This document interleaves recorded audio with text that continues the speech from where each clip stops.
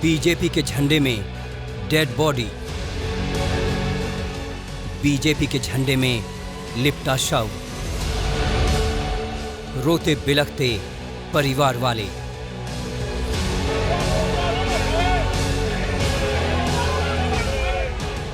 और शोभा मजुमदार अमर रहे के नारे।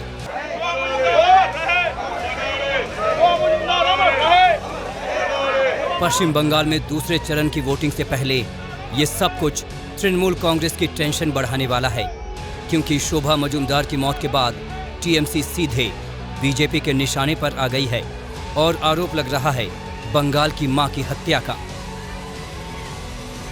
बेटा बीजेपी कर रहा है, इसलिए उनका माताजी को लास्ट फरवरी महीना में उसको इतना पीटा था। तो कल दोल पूर्णिमा के दिन में उनका देहांत हो गया है। वेंटिलेशन में था, उनका बहुत चोट भी लगा था, अंदर में हेड इंजरी था। सब पूरा देश देखा कैसा 84 इयर्स का जो वृद्धा माताजी था उसका ऊपर अत्याचार हुआ था। बंगाल का बेटी जो कैंपेनिंग हो रहा है पश्चिम बंगाल में, मुख्यमंत्री खुद बंगाल का बेटी बोल रहा है। क्या वो बंगाल का बेटी नहीं है, बंगाल का मां नहीं है? दरअसल 85 साल की शोभा मजुमदार नॉर्थ 24 परगना में बीजेपी कार्यकर्ता की मां थी, जिसकी पिटाई का आरोप टीएमसी कार्यकर्ताओं पर लगा था। और अब इस बुजुर्ग महिला की मौत के बाद बीजेपी के दिग्गज नेताओं ने भी ममता सरकार के खिलाफ मोर्चा खोल दिया है।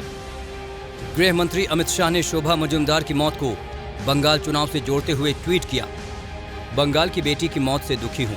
टीएमसी के गुंडों ने उनसे मारपीट की। मजुमदार परिवार के इस घाव का दर्द ममता दीदी को लंबे समय तक परेशान करेगा।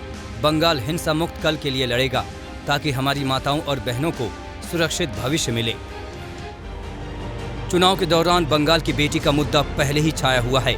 शोभा मजुमदार पर हमले के आरोप के बाद भी बीजेपी ममता बनर्जी पर हमलावर थी और अब उसका प्रहार और भी तीखा हो गया है।